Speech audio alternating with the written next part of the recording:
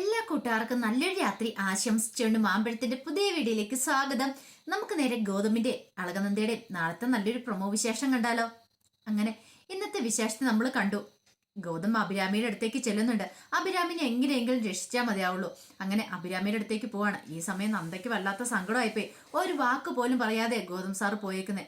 ഒരു പക്ഷെ അഭിരാമി വിളിച്ചിട്ടായിരിക്കും പോയേക്കുന്നത്.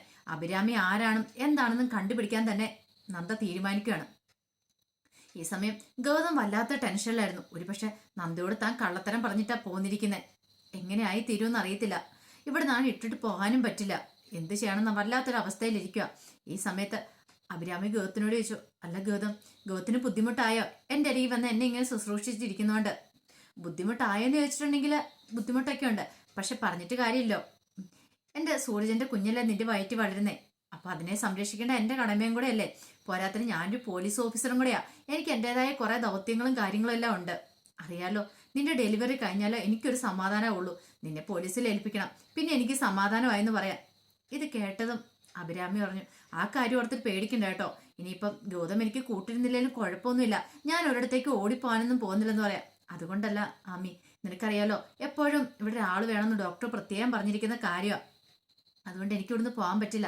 നിനക്ക് എന്തെങ്കിലും ഒരു കാര്യത്തിന് ആവശ്യം വന്നിട്ടുണ്ടെങ്കിൽ വേറെ ആരും ഇല്ലല്ലോ. അതുകൊണ്ടാണ് നിനക്ക് വേണ്ടി ഇവിടെ ഇരിക്കണേന്ന് പറയാം. അങ്ങനെ വൈകുന്നേരമായി കഴിഞ്ഞപ്പോൾ ഗൗതത്തിന് വല്ലാത്തൊരു വിഷമമൊക്കെ വരുന്നുണ്ട്. നന്ദ ഇപ്പൊ എന്തെടുക്കുമായിരിക്കും, വിളിക്കാനും പറ്റില്ല. അപ്പോഴാണ് നന്ദയുടെ കോള് വരുന്നത്. കോൾ വന്നു കഴിഞ്ഞപ്പോഴത്തേനും ഗൗതം എന്ത് ചെയ്യണം, കോൾ എടുത്തില്ല. കോൾ എടുത്തിട്ടുണ്ടെങ്കിൽ എവിടെയാ എന്താന്നൊക്കെ പറയേണ്ടി വരും. അതിനേക്കാളും ഭേദം ഒന്നും കോളൊന്നും സംസാരിക്കാതിരിക്കുന്നതാണ് നല്ലത്. ഇപ്പൊ ഒരു പക്ഷേങ്കിൽ വിളിച്ചിട്ടുണ്ടെങ്കിൽ അഭിരാമിയെ കുറിച്ചുള്ള കാര്യങ്ങൾ പറയേണ്ടി വരും. അഭിരാമിയെ കുറിച്ച് പറഞ്ഞാൽ അവൾ എങ്ങനെയാ ഉൾക്കൊള്ളുന്നതെന്ന് അറിയാനും സാധിക്കില്ല. ഗൗതം കോൾ എടുത്തില്ല. നന്ദയ്ക്ക് വല്ലാത്ത ടെൻഷനായിപ്പോയി. എന്തായിരിക്കും ഗൗതം സാർ കോൾ എടുക്കാത്ത? താൻ വിളിച്ചാൽ സാധാരണ ഇത് കോൾ എടുക്കുന്ന, അല്ലെങ്കിൽ ഇങ്ങോട്ട് തിരികെ വിളിക്കേണ്ട. പക്ഷെ ഇത് രണ്ടും ഉണ്ടായില്ല. നന്ദയ്ക്ക് ടെൻഷനായി. പിന്നീട് അങ്ങോട്ട് പവിത്ര വരുവാണ്. പവിത്ര വന്നിട്ട് ചോദിച്ചു, എന്ത് പറ്റി നന്ദേച്ചി? നന്ദേച്ചിയുടെ മുഖം എന്താ വല്ലാതിരിക്കണേന്ന് ചോദിക്കുക. ഏയ് ഒന്നുമില്ല. എന്താ കാര്യമായിട്ടുണ്ടല്ലോ. ഓ, ഗൗതമേട്ടൻ വന്നിട്ട് പോയതിന്റെ ഇത് ടെൻഷൻ കൊണ്ടായിരിക്കൂല്ലേ? ഏയ് അങ്ങനെ ഒന്നുമില്ല. എനിക്കറിയാം, നന്ദേച്ചി മുഖം കണ്ടാൽ തന്നെ അറിയാലോ. അല്ല ഗൗതമേട്ടനെ പിന്നെ എന്തിനായിരുന്നു നന്ദേച്ചി വിട്ടേ? പോകണ്ടെന്ന് പറയാൻ മേലായിരുന്നു ചോദിക്കുകയാണ്. അതെ, ഞാൻ പറഞ്ഞ അനുസരിക്കുന്ന ആളാണോ ഗൗതമേട്ടൻ? നിനക്കറിയാവുന്ന കാര്യമല്ലേ. ഗൗതമേട്ടൻ്റെ ഡ്യൂട്ടിയാണ് ഫസ്റ്റ്, അത് കഴിഞ്ഞിട്ടോ മറ്റെന്തോ ഉള്ളെന്ന് പറയാൻ. ശരി ശരി എന്നും പറഞ്ഞ് പവിത്ര അങ്ങോട്ട് പോവാണ്. ഈ സമയം വീണ്ടും നന്ദിക്ക് ടെൻഷനായി. എന്താണെന്ന് അറിയത്തില്ല. ഗൗതമേട്ടൻ എങ്ങോട്ടാ പോയെന്നും അറിയില്ല. ഈ സമയമാണ് അർജുന്റെ വരവ് അങ്ങോട്ട്. അർജുൻ വന്നിട്ട് നന്ദിയോട് ചോദിച്ചു, എന്ത് പറ്റി നന്ദിയുടെ മുഖം എന്താ വല്ലാതിരിക്കണേ? അല്ല ഗൗതമേണ്ണ കണ്ടേ ഇല്ലോന്ന് പറയണം വന്നിട്ട്. ഗൗതമേണ്ണ ഇല്ലാന്ന് പറയണ ഇവിടെ. ഇല്ലേ, ഗൗതമേണ്ണ അവിടെ പോയി എന്തോ പുറത്ത് പോയേക്കുവാ. എന്തോ ഒഫീഷ്യലായിട്ട് എന്തോ കാര്യങ്ങളൊക്കെ ഉണ്ട്, അതിനുവേണ്ടി പോയേക്കുവാ എന്ന് പറയണം. ഒഫീഷ്യലായിട്ട് കാര്യങ്ങളോ? ഓഹോ, അപ്പൊ കുറച്ചു ദിവസം ലീവ് എടുത്ത് നിങ്ങൾ ഹണിമൂൺ ട്രിപ്പ് പോവാന്നൊക്കെ പറഞ്ഞിട്ടോ? അതാരാ പറഞ്ഞേ? അല്ല, ലക്ഷ്മി അമ്മ പറഞ്ഞിട്ടുണ്ടായിരുന്നു നിങ്ങൾ ഹണിമൂൺ ട്രിപ്പ് പോവാ, ഗൗതമേട്ടൻ കുറച്ചു ദിവസം ലീവ് എടുക്കാൻ പോവാന്നൊക്കെ പറഞ്ഞിട്ട്. ഹണിമൂൺ ട്രിപ്പ് പോയിട്ട് ഇവിടെ ഒന്ന് കണ്ടു കിട്ടാൻ പോലുമില്ല ആളിനെ. പിന്നെയല്ലേ ഞങ്ങൾ ഹണിമൂൺ ട്രിപ്പ് പോകുന്നെന്ന് പറയാം. നന്ദയുടെ മുഖത്തെ വിഷമം അർജുൻ ശ്രദ്ധിച്ചു. നന്ദടത്തേക്ക് കാര്യമായിട്ട് എന്താ വിഷമമുണ്ട്, എന്താ പ്രശ്നമുണ്ട്? നന്ദടത്തേക്ക് എന്തേലും പ്രശ്നമുണ്ടോ? ഏയ് ഒന്നും പ്രശ്നമില്ല. എന്താ അർജുൻ അങ്ങനെ ചോദിച്ചേ? അല്ല, നന്ദടത്തിന്റെ മുഖം കണ്ടപ്പോൾ എനിക്ക് അങ്ങനെ തോന്നി, എന്തോ ബുദ്ധിമുട്ടുള്ള പോലെ. എനിക്കൊരു കുഴപ്പമൊന്നുമില്ല. അതെ, ഗൗതമേട്ടൻ അങ്ങനെ പോയിട്ടുണ്ടെങ്കിൽ എന്തേലും അത്യാവശ്യ കാര്യം ഉള്ളതുകൊണ്ടായിരിക്കും, അല്ലെങ്കിൽ പിന്നെ പോകത്തില്ല. അല്ല, ഞാൻ വിളിച്ചിട്ട് ഫോൺ എടുക്കുന്നില്ല. അർജുൻ ഒന്ന് വിളിച്ചു നോക്കുവാന്ന് ചോദിക്കാം. അതിനെന്താ, ഞാൻ വിളിച്ചു നോക്കാന്ന് പറഞ്ഞ് അർജുൻ വിളിച്ചു നോക്കുവാണ്. അർജുൻ വിളിച്ചിട്ടും കോൾ എടുത്തിട്ടില്ല. ഞാൻ വിളിച്ചിട്ടും കോൾ എടുക്കുന്നില്ല നന്ദയടുത്തി. ഒരു പക്ഷേ എങ്കിൽ എന്തേലും അത്യാവശ്യ കാര്യമായിരിക്കും. അറിയാലോ, പോലീസുകാരനല്ലേ, അപ്പൊ അവർക്ക് അവരുടേതായ ഒഫീഷ്യൽ ആയിട്ടുള്ള കാര്യങ്ങൾ കാണും. നന്ദയടുത്തി അതോർത്തും ടെൻഷൻ അടിക്കണ്ട. കുറച്ച് സമയം കഴിയുമ്പോൾ ഗൗതമേണ്ണൻ ഇങ്ങോട്ട് വരുമെന്ന് പറയാം. ഇതെല്ലാം കേട്ടോണ്ട് പിങ്കി അവിടെ നിൽക്കുന്നുണ്ടായിരുന്നു. പിങ്കിക്ക് ചില സംശയമായി. ഈ ഗൗതം എങ്ങോട്ടാ ഇങ്ങനെ വന്നിട്ട് പോയത്? കാടൻകൊല്ലിയിൽ നിന്ന് ഇത്ര ദിവസം മാറി നിൽക്കുകയും ചെയ്തു. എന്തോ ഒരു കാര്യമുണ്ടല്ലോ. പിന്നീട് മുറിയിലേക്ക് ചെന്നപ്പോൾ അർജുനോട് പറഞ്ഞു, അല്ല ഗൗതത്തിന്റെ കാര്യത്തിൽ എനിക്ക് ചില സംശയങ്ങളൊക്കെ ഉണ്ടെന്ന് പറയാം. നിനക്കെന്താ പിങ്കി സംശയം? അല്ല, കാടൻകൊല്ലിയിലെ ദൗത്യം കഴിഞ്ഞിട്ട് ഗൗതം 3-4 ദിവസം കഴിഞ്ഞിട്ടാ വീട്ടിലേക്ക് വന്നേ. ഇതേ ഇപ്പോഴാണ്ട് വീണ്ടും വന്ന ഉടനെ പോയിരിക്കുന്നു. എന്തോ ഒരു സ്പെല്ലിംഗ് മിസ്റ്റേക്ക് എനിക്ക് തോന്നുന്നു പറയണേ. അതെ, അതൊക്കെ നിന്റെ മഞ്ഞപ്പിത്തം ബാധിച്ച കണ്ണുകൊണ്ട് നോക്കുന്നോടാ നിനക്ക് തോന്നുന്നേ. അങ്ങനെ ഒരു കുഴപ്പമൊന്നുമില്ല. ഗൗതമേട്ടൻ ഡ്യൂട്ടി ആയിട്ട് പോയിരിക്കുന്ന. എന്നാലും നന്ദയോട് പോലും പറയാതെ ഗൗതം ഇത് എങ്ങോട്ടാ പോണേ? ഫോൺ വിളിച്ചിട്ട് എടുക്കുന്ന പോലും ഇല്ലെന്നല്ലേ പറഞ്ഞേ? അതെ, നീ കൂടുതൽ ആ കാര്യത്തിന് ഇനി ചെക്ക് ചെയ്യാനായിട്ട് പോകണ്ട. ഗൗതമേട്ടൻ വരേണ്ട സമയത്ത് കൃത്യമായിട്ട് വന്നോളും. ഇനിയിപ്പം ഗൗതമേട്ടൻ വന്നില്ലെങ്കിൽ നന്ദേടത്തി ടെൻഷൻ അടിച്ചോളും, നിനക്ക് അതിന് മാത്രം ടെൻഷന്റെ ആവശ്യമൊന്നും ഇല്ലല്ലോ പിങ്കി എന്ന് പറയാം. പിങ്കി പിന്നെ ഒന്നും മിണ്ടാനായിട്ട് പോയില്ല. അങ്ങനെ രാത്രിയായി കഴിഞ്ഞിട്ട് നന്ദ വീണ്ടും ഗൗതത്തിനെ വിളിക്കുക. ആ സമയമായിട്ടും ഗൗതം വന്നിട്ടുമില്ല, വിളിച്ചിട്ടുമില്ല. എത്ര വലിയ ഡ്യൂട്ടിയാന്ന് പറഞ്ഞാലും പോകുന്ന എങ്ങോട്ടാന്ന് പറയണം, അല്ലെങ്കിൽ വിളിച്ചിട്ട് ഫോണെങ്കിലും എടുക്കണ്ട. കോളും എടുക്കുന്നില്ല. ഇതെന്ത് പറ്റി? ഈ സമയം ഗൗതം വീണ്ടും നോക്കിയപ്പോൾ നന്ദയുടെ കോൾ വരുന്നുണ്ട്. കോൾ എടുക്കാൻ പറ്റില്ലല്ലോ. ഈ സമയം അഭിരാമി ചോദിച്ചു, ആരാ വിളിക്കണേന്ന് ചോദിക്കുക. ഇത് കേട്ടൻ ഗൗതം പറഞ്ഞു, എൻ്റെ ഭാര്യ നന്ദയാന്ന് പറയാണ്. അല്ല, കോൾ എടുത്ത് സംസാരിക്കാൻ പറ്റുന്ന കണ്ടീഷൻ അല്ല ഇപ്പം ഞാൻ.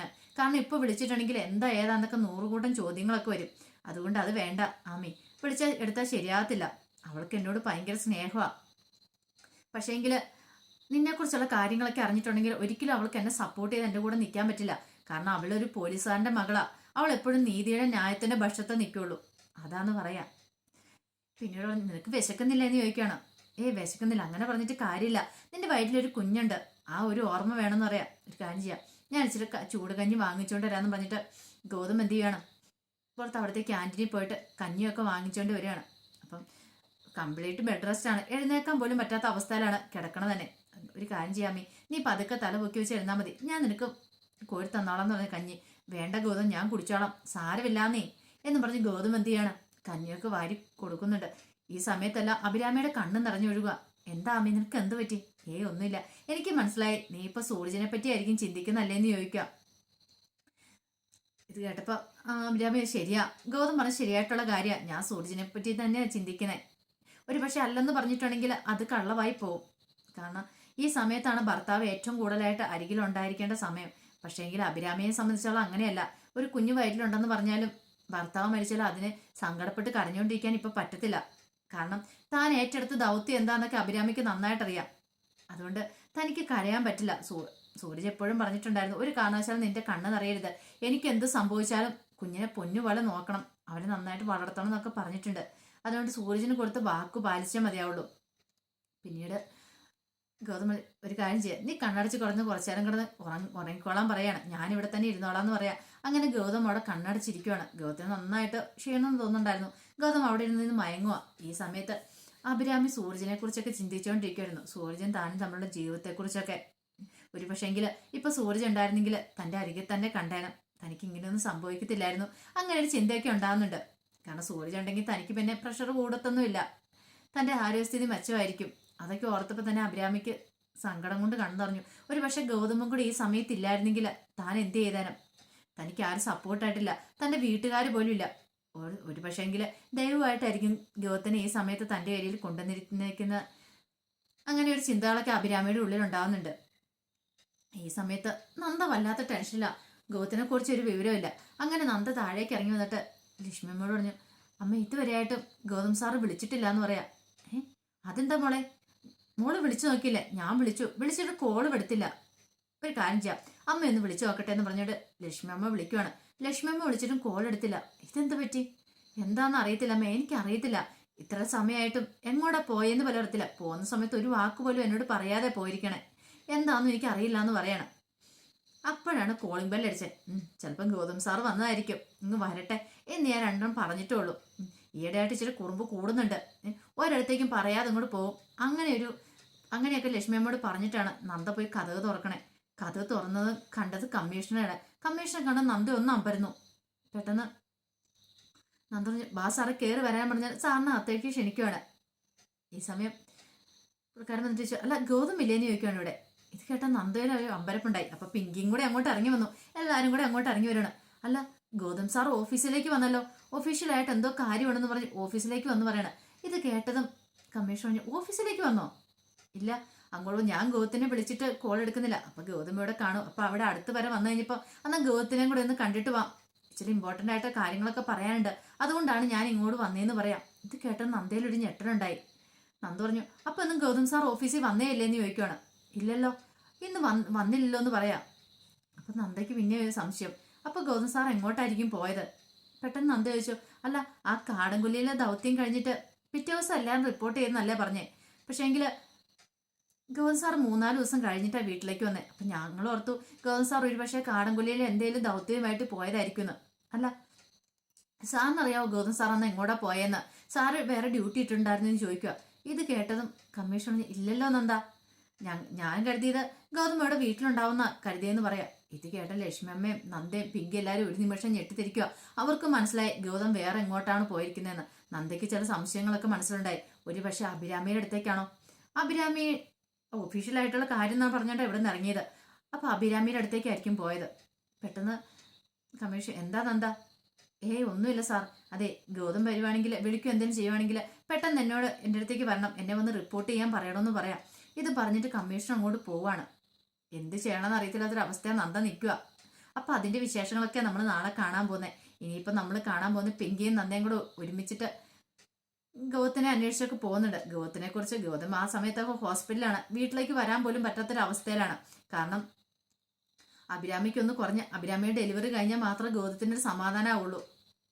അങ്ങനെയെങ്കിൽ മാത്രമേ ഇനിയിപ്പം അവളെ അറസ്റ്റ് ചെയ്യാനായിട്ട് പറ്റുള്ളൂ, അഭിരാമീനെ. അപ്പൊ അതിന് വേണ്ടിയിട്ടാണ് ഗൗതം അഭിരാമിയുടെ അടുത്ത് പോയി കാത്തു കെട്ടിയിരിക്കുന്നത്. പക്ഷെ ഇതൊന്നും ഈ സമയത്തൊന്നും അറിയത്തില്ല. നന്ദ ആകെപ്പാട് ടെൻഷൻ അടിച്ചിരിക്കുകയാണ്. അപ്പൊ അതിന്റെ വിശേഷങ്ങളൊക്കെയാണ് നാളെ നമ്മൾ കാണാൻ പോകുന്നത്. ആ വിശേഷങ്ങളൊക്കെ നമുക്ക് എല്ലാവർക്കും കാത്തിരിക്കാട്ടോ. ഒരിക്കൽ കൂടി എല്ലാവർക്കും നല്ലൊരു രാത്രി ആശംസിച്ചുകൊണ്ട് നിർത്തുന്നു. നന്ദി.